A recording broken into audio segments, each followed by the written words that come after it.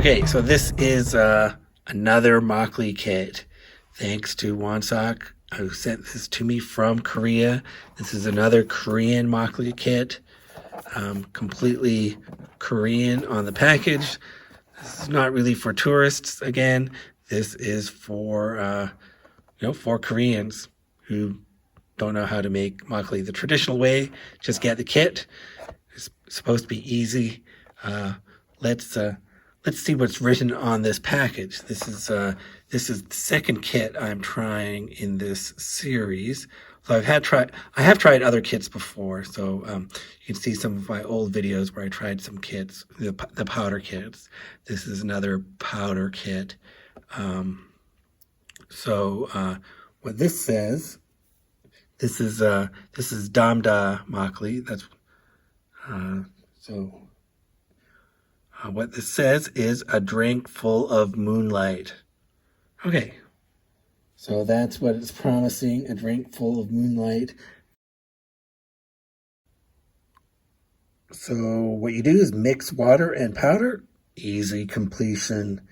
And there's 100% domestic raw materials, no artificial sweetener, and it contains lactic acid bacteria, maybe 100 billion CFUs. That sounds like a lot. I don't know. And here are the ingredients. It says no artificial sweetener, but it does contain stevia. It depends what. I mean, it's the alternate. It's the non-sugar sweetener. So the ingredients are rice, 95%, yeast, 3%, enzyme, 0.5%, Nuruk, 0.5%. That has to be some super strong Nuruk, there's only 0.5% in there. And there's enzyme-treated stevia, 0.5%, and oligosaccharides, which should be some kind of sweetener as well. Maybe a kind of sweetener that's not readily digestible by yeast. Okay, let's see what these instructions say. So step 1 is the suitable temperature is 27 degrees. There's 1 liter of water and a pouch. So that's what you mix together. That's the step 2. You close your lid and you shake it up. And it's okay if the powder is stuck together. And step 3, okay, so it says it takes 24 to 36 hours in the summer, or 36 to 48 hours in the winter. And also in the winter, you should cover it with a blanket. Then close the lid and keep it refrigerated. You can drink it as soon as it gets cold. As it gets cold, fermentation continues and remove CO2 every 2 days. Okay,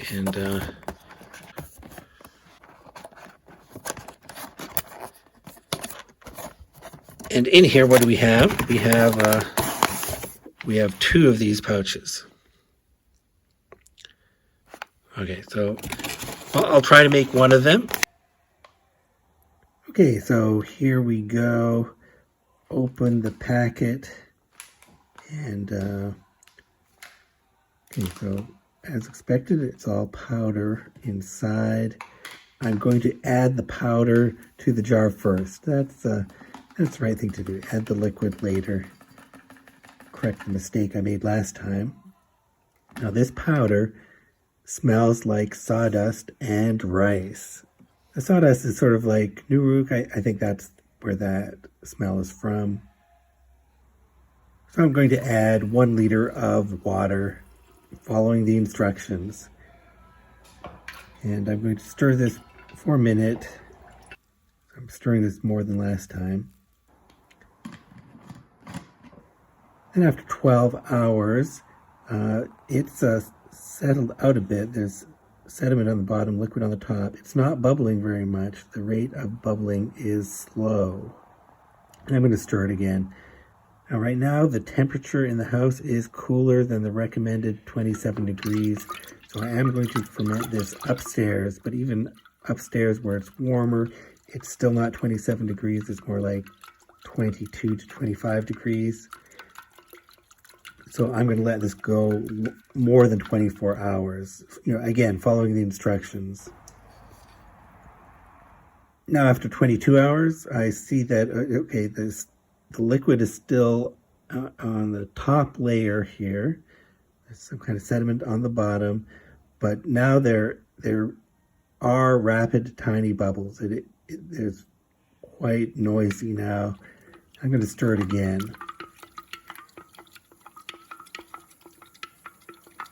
So I think if it was 27 degrees, the instructions say you could bottle after 24 hours to 36 hours. So it's been 36 hours, but it's still, I still hear a lot of those tiny bubbles. I'm going to stir it again. And after 48 hours, so that's sort of the cooler temperature brewing time, I'm going to bottle it after 48 hours. And bottling is just putting it in a plastic bottle here. It's a little too much for one liter bottle. I put the rest in this glass. I'll try it now. So it is sweet. There's a tiny amount of tartness, and again, it's malty like the last kit I tried, and it does have a sweet aftertaste. And that sweet aftertaste is from stevia. And I'm pointing out the tartness because the last kit I tried didn't seem to have any tartness at all, even though they were obviously trying. So let's see how that develops. And 1 day later, it has settled into a pale liquid top layer, most of the bottle, and a small layer of sediment on the bottom. I'm going to mix that up and taste it again.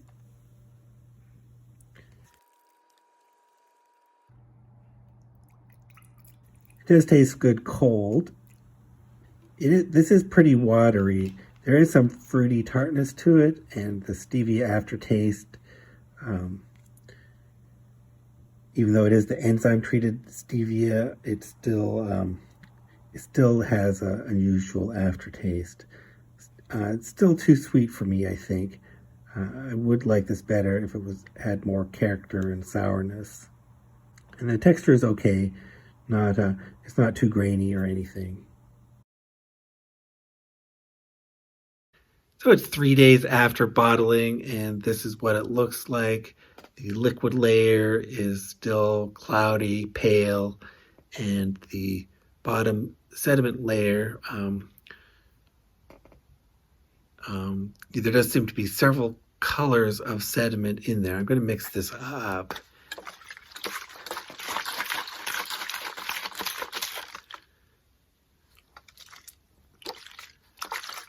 Okay, that sediment seems to dissolve easily. Let's see how much carbonation is in here.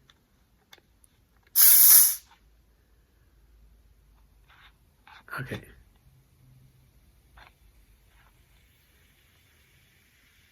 Pretty loud carbonation there. Let's have a taste.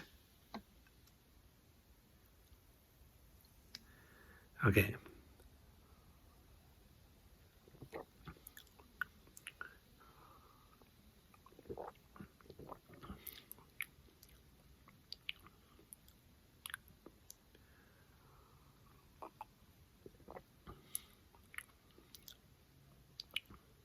Okay, so initial taste.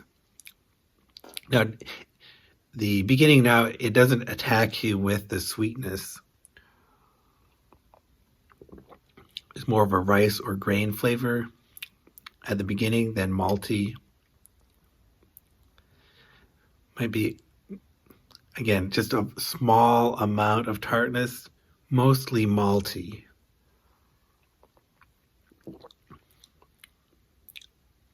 That yeasty, malty flavor, and then the aftertaste is still the stevia sweetness.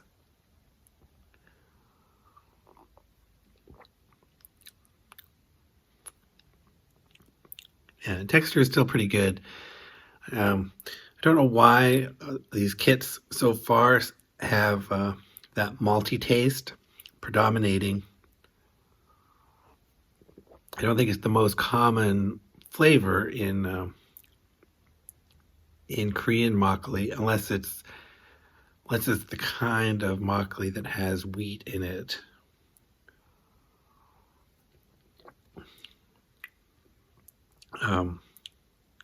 But this is not the kind of makgeolli I'm used to.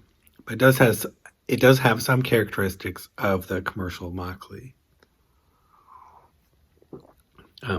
Mainly that it doesn't seem very strong. It's a bit watery. I would like it better if it had more sourness in it.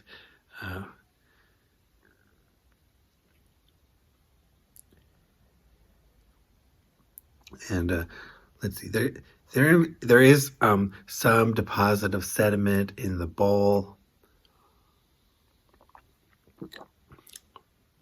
Yeah, so it tastes very light. This is yeah.